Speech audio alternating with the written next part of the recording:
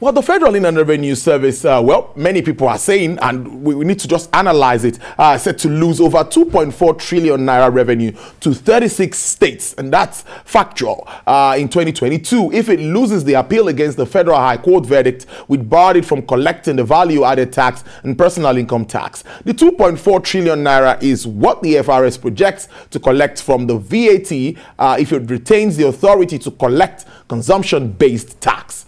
A federal high court in Rivers State had, in a ruling which the FIRS have now appealed, ruled the state that states and not the FIRS have the legal rights to collect VAT and income tax. Prior to the court judgment, the FIRS had the responsibility of collecting VAT on behalf of the 36 states of the Federation and the Federal Capital Territory. The sum collected is then shared among the 3 tiers of government, with the federal government taking 15%, state 50%, local government 35%. The big question begging for answer is that why are the states clamoring for the collection of VAT, and why now? I have the right person, and of course the best person in the house to discuss this. He's the managing consultant at Pedabo, Mr. Albert Folorunsho. Good afternoon, Mr. Folorunsho. It's good to see you. Good afternoon. Thank you for having me. Yes. First, you're coming from the hearing going on in Lagos, and I'm sure a lot of comments have come from that place. Take us through how that atmosphere was like discussing this issue. Okay. Well, they just started when I left, okay. And of course, what they have put forward is the fact that so much revenue is being denied Lagos because the bulk of VAT being generated in Nigeria, it is said, was being generated from Lagos. And if you compare what they said was being generated, which is over 500 billion as far as they are concerned, is not comparable to the paltry sum that they were receiving from the federal government. And one issue that has been raised before I left was the issue around their own sharing formula, which is 75 for the state and 25 for the local government. A couple of people have questioned that formula, and I'm sure as the time goes, that will be addressed. But the important thing to note, I mean, from what is happening, is the fact that the state want to take over and take their revenue generation seriously, and haven't seen the lacuna in the constitution, where VAT was neither in the exclusive nor in the concurrent, and of course anybody can legislate and collect it. Okay, which is what they are trying to. I mean, they have capitalized on. I mean, is a public hearing going. I have a copy of the provision that they have put together on VAT, and of course we must realize that VAT is not new. Okay, came into effect, you know, in 1993. Yes, I'd love to really understand what it means and how it is administered. How is it different from sales tax VAT itself? Okay, sales tax was actually introduced in 1986, and it's a tax that is levied directly on specific items on the sales value. Okay, without any input-output mechanism. Okay, and it was being operated and administered, you know, within the state. But a study group came together, and it was recommended that, see, these sales tax can be expounded and then made global and then centrally collected, you know, while the government take a portion for collection, you know, the bulk of the revenue should go back to the state, okay? And then it was agreed that it will be 50% for state, 35% for local government, and 15% to the federal government, out of which FIRS also take their own cost of collection. Okay, so, but VAT is much more complex than the sales tax. Okay, when you say value added, it means the tax you're actually paying to government is on the value you have added. So, which means if you buy for 10 naira and you sell for 15 naira, we can say that you have actually added to a value of how much? That's of 5 naira. So, it is the VAT on that 5 naira that goes to the government. And how does it work? You know, it devolves in successive stages. On purchase, you pay what is called input VAT, okay? And then on sale, you charge output VAT.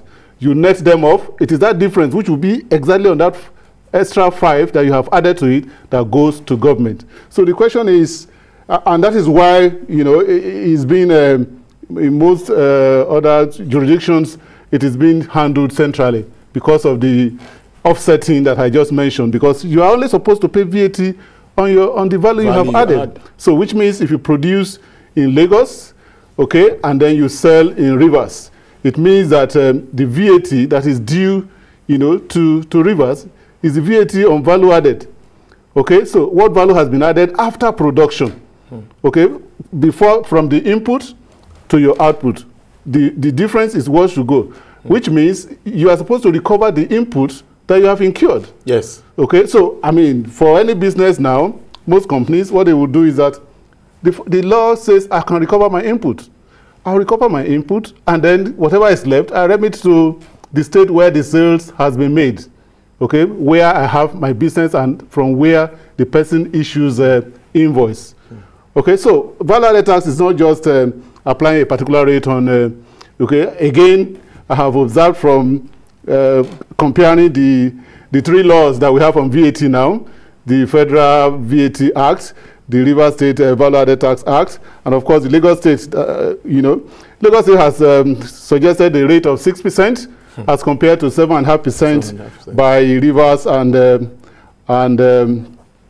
the Federal VAT law. So, which means I would have thought that they would probably have come up with more, I mean, maybe a more straightforward sales tax if they really want to go into it, and then, you know, suggest a lower rate, and then collect sales tax, so that the issue around offsetting and, I mean, claiming your input VAT will not arise. I have also noticed that they have stated clearly that they are going to collect VAT on any goods imported, you know, through Lagos. So that is another challenge.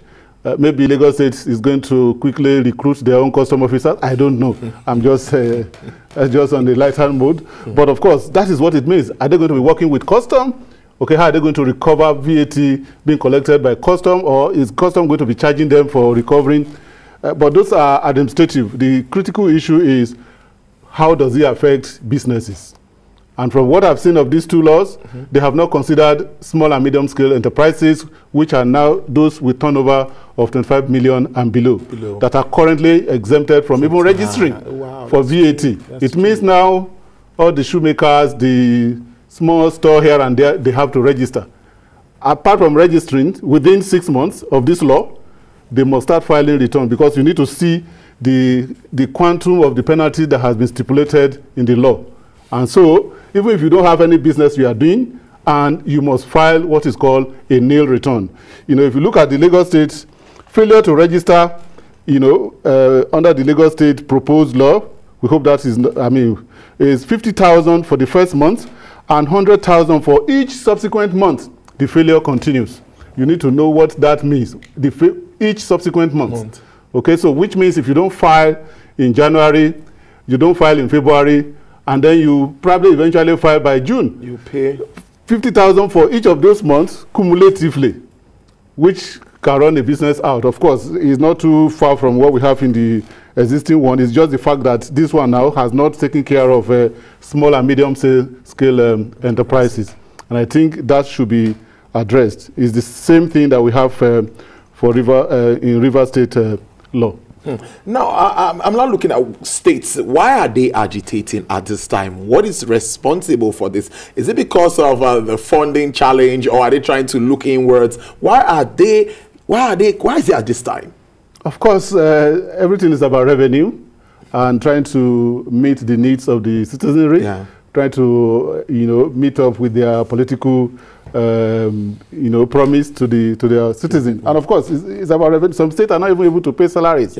So in my state, people are receiving as low as 30% of their actual salary in Kogi State. So they need revenue. And of course, if this law is implemented the way it is, states like mine will suffer more, because there's nowhere. How many industries do we have there? Obajana, which is Dangote, and that is that. Okay, and that is why you see most states, most of those states now, what they do is to pursue branches or banks all over the place. The only industry they see is branches of banks. And then for 5,000 naira, they can seal you up. Okay, so you cannot blame some of these states that are saying that this revenue are actually being generated from our state, and therefore we deserve a better share. I would have suggested a situation where, which I had one of my colleagues also saying, VAT can still be administered centrally. But they should look at the sharing formula. I think that is the main issue. Okay, if you look at the way the revenue is generated now, we have import. The bulk of it is coming through importation at the point of entry. We also have VAT for Lagos sales within Lagos. We have VAT in Abuja, you know, in that order. And we have VAT charge on non-resident, you know, that carry out any form of business in Nigeria. They're also liable to VAT because their services are being consumed in Nigeria. Okay, so those are the various sources of VAT, you know, as it is. And so federal can still, maybe they can agree to, you know, bifurcate or partition each company remitting VAT now should state what we call attribution. From which state? Where have you made the sale? For example, where have you established your business? If you're in Port Harcourt and you sell to somebody in Rivers, of course. I mean, you sell to somebody in Delta. Because you have established a business in Port Harcourt, the VAT there is due to Rivers. But if you now have a depot in Delta, it means you have established another business in Delta. That VAT cannot go to Rivers State. So it's so convoluted the way it's going to be. But of course, you just need to, businesses have to get ready for it. And with the stay of execution, I mean, of execution not granted, of course, it was a declaratory ruling. And so the states are gearing up to start. And so companies must begin to get ready for it. Look at your business. How do you operate? How many states do you have establishment or by way of office or whatever? How much are you generating from those states? For a bank, for example, you want to look at where are the customers base. You know your customer base from the branches. We used to have remittance of VAT through branches and all that. It's like we're going back several years now from what has been developed and already operating. So those are major issues. What are the chances that this new development will be properly implemented? Because now I'm looking at in terms of manpower and of course other resources. Well, if you look at what the states have done so far in terms of personal income tax, which is under their purview, you will be worried, okay, as to the implementation of VAT. The knowledge, do they understand really what VAT is? Do they know the complexity involved? Okay, do they have the human capital to do it? FIRS has operated this thing for how many years? Almost 30 years. Okay, and the system is already there operating. I'm not trying to justify, you know, I know why the states are agitating for this and that, but of course, I believe there should be a better way to this. But if it has to happen, then a lot of training will be required, a lot of system will have to be put in place. Businesses must be given time, you know, to be able to study the provision. Of course, you are supposed to file returns 21 days after the end of the month, so it is not really that you have to start implementing immediately. And of course, you have 6 months within which you have to register if you are a new business. But if you are an existing business, it is expected that you register immediately, failing which this huge penalty will start applying. So businesses now must take VAT, you know, more seriously. Identify states where their operations are spread into, and identify the income that are being generated from those states. Okay, the main issue for the government is that they may now have to find a way of reconciling among themselves. Because if I'm a businessman, okay, I would recover my VAT before I remit to anybody. Whether the VAT has been paid in your state or in another state will not be my problem. It's just to let you know that this is how much I paid in so and so state, and I have recovered, and I'm remitting the VAT on the value added that is, you know, attributable to your state. And I think that is where most businesses are going to go about it. Already we are getting feelers that some states are getting jittery, and maybe some state commissioners, because I got a call this morning when people saw that we're going to discuss this. So what do you think will be the impact on all of the states? Will all of the states benefit from it? Clearly, I don't think that will happen. And is there an alternative approach to this new development? Okay, I have talked about the alternative approach, which is let the FIRS okay, status quo, like you said. Yes, oh, okay. Continue to collect, administer the VAT, and of course, the government should quickly look at the sharing formula, okay, because I think that's where the issue is coming from. Rivers State alluded to the fact that all contracts by governments are liable to VAT, yes. And so the VAT will be withheld by the state, and so they know how much they are holding and remitting to FIRS, and they know how much is being generated by them when they go to Abuja and VAT is shared. I think, but that is only to very few states. I'm not here to advocate for how the revenue will be shared, okay, or whether what is being shared now is equitable or not. But of course, you ask what impact it will have, yes, on states. And from analysis, even though it may not be as huge as it's been expected, by the time everybody now break down his businesses, how much is, everything may not just come to Lagos the way people think. Because even when you produce in Lagos, you are not selling everything from Lagos. You have depot outside there in different states, okay? Those things will become very important. But the bottom line is that several states are going to suffer. In terms of VAT revenue, they are going to suffer a dip in their revenue, including states that are struggling to pay salaries now. Okay, they're going to suffer a dip in their revenue. Maybe Lagos State, of course, it's not maybe. Lagos State definitely will smile. Federal government will smile because Federal Capital Territory also collects huge VAT from government contracts and all of that. From non-resident persons, all of those will go to the federal government. And of course, for import, okay, I don't know how the state want to take over the port and start collecting VAT. So all of those are still going to be to the federal government. And then you can now say, for each of those states, we'll give you whatever we have generated from your state. While, of course, we know VAT, based on the global formula, is supposed majorly to be for state and local government, while government just take a portion. That 15% was supposed to be for administration, but maybe the rate is even too high.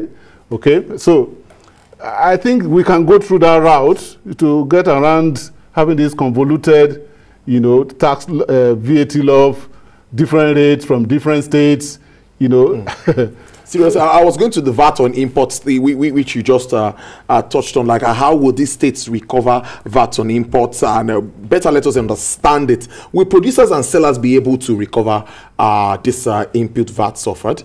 Of course. As a producer, when I bring in goods, raw materials from offshore, of course, I pay VAT at the point of entry, okay, along with my custom duty. Okay. So the VAT portion there is my input VAT. When the raw material is used or the goods are sold, okay, when I'm selling, I charge VAT, which is the output VAT. Yes. Okay, before I remit VAT to anybody, I will attribute, okay, the input VAT to the output VAT. If I have spent 1 million, as input VAT, and I'm selling, my total sales is about 20 million, I will identify where these sales have come from. Okay, before I remit any VAT, I will share it and then take out my input VAT. And then let these, that is what VAT is. It's not sales tax. And so we need to realize that. But is this how it's practiced in other jurisdictions? Is this the normal way? Is this the way it's done? What are the practices in other jurisdictions if you have to look at it? Okay, so it is easier for several other jurisdictions because they have a unitary source of revenue authority, like the HMRC in the UK. They collect both personal income, company income, VAT, custom duty, and everything. So it is central, okay? And of course, VAT is centralized. In most jurisdictions, it's centralized. The ones that are not centralized are not VAT, like in the US, of course, the practice is sales tax. And so you just apply, you pay your sales tax in the state where you are. Okay, we have the GST also in Canada, General Sales Tax Regime. Okay, and so it's different, it's not VAT. Okay, so the issue around recovery of input VAT from output VAT in those jurisdictions that are operating their VAT state by state does not apply.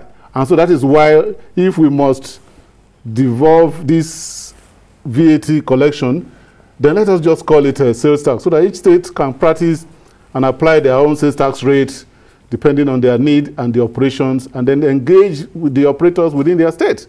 Okay, and it will make life easier for everyone. For us, almost finally. Now, let's now look at this Lagos and Rivers VAT law. Again, I know you touched on some very sensitive parts of the law.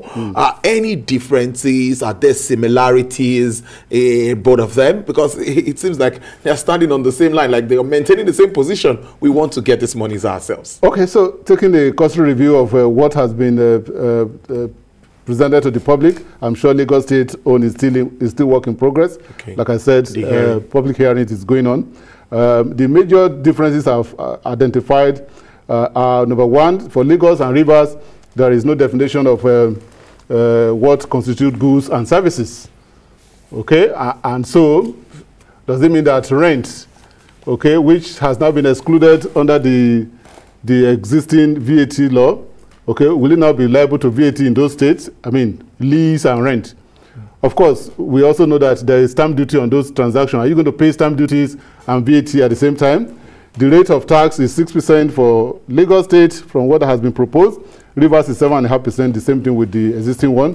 In terms of registration, similarly, they are expected to register within 6 months for, of the act, or 6 months within your existence. And again, in terms of imports, all the states want to charge VAT on their import. Yes. We don't know how that will work. The penalty regimes are also very, significant, and there are differences. Like in Lagos State, what they have put as penalty for failure to register is 50,000 naira. 50,000. Okay, for the first month, okay, of the failure, and 100,000 for each subsequent month. That is really very huge compared to what we have in Rivers. Okay, even though Rivers has 2 regimes of failure to register, we don't know which one of them they will implement. Again, that is also different. Then we have penalty for not keeping records. Maximum of 250,000 for every month the failure continues. Okay, I hope these provisions will not be penalty provision. They will leave the VAT because assuming you are a small business, your turnover is not even up to this amount, so you will now be heavily indebted for fines. We have failure to issue tax invoice. When you say failure to issue tax invoice, it means that it is an offense when you issue an invoice as a business in this state without adding VAT. VAT must be shown on the invoice. That constitutes a tax invoice. Okay? And so you cannot say it is VAT inclusive. I'm issuing you an invoice. Don't worry, VAT is already included. No. It is an offense to do that. Penalty will also be charged, okay, where where an unregistered person charges VAT. Because you are not registered for VAT, you are charging VAT. It means you want to seal it. Yeah. So there is also huge, including imprisonment for 6 months. That cut across both Rivers, Lagos, and the existing one. Of course, we have failure to collect the tax. We have failure to render returns, which is very critical. Whether you have a sale that is vatable or not, you must render return. Okay? The least is that you render a nil return. And like I said, this one now captures in these other states. They have not recognized those SMEs, I mean small and medium scale enterprises that have turnover below 25 million. Okay, so they may be exposed hugely to penalty now. We also have failure to remedy the tax, where you give false information, evasion, failure to notify, change of address, all of those have been included. And another very important point is the sharing formula, the differences in the sharing formula. The existing one says 15% to federal government, 50% to state, and then 35% to local government. But Lagos has adopted 25 for local government and 75 for the state, while Rivers is 70% for the state and 30% for the local government. These are differences, but the main issue which would be addressed in the coming days, or which businesses need to address in the coming days, is how to comply. Of course, we're still waiting. We're hoping that there will be accelerated hearing of the appeal at the Court of Appeal, so that there will be certainty. Tax without certainty is not really tax, because that is one of the key principles of a good tax system. You don't know whether when you remit today to FIRS, tomorrow Rivers says it's coming to pull you. Okay, and so we will have expected a stay of execution, but there's nothing to execute, so you don't stay what is not to be executed. Okay, and so those are the issues businesses have to deal with. Okay, while struggling to make profit, you are struggling also to comply, and it is nothing of their fault. They are ready and willing to remedy their VAT, but the system, you know, has come up. Of course, I'm sure they will get back. Well said, and I think the message passed. Before I let you go, if you can do this in 1 minute, I'm seeing that this would definitely, one way or the other, affect revenue projections if we don't resolve or get to settle this for even the FIRS and the states. So I think there needs to be a resolution so that we can project, and because FIRS will say we are making this amount this year, and if this happens, it will affect that projection. Clearly, if businesses are struggling with their cash flow, I can assure you. And so if you throw this convoluted arrangement before me, I will face my business first.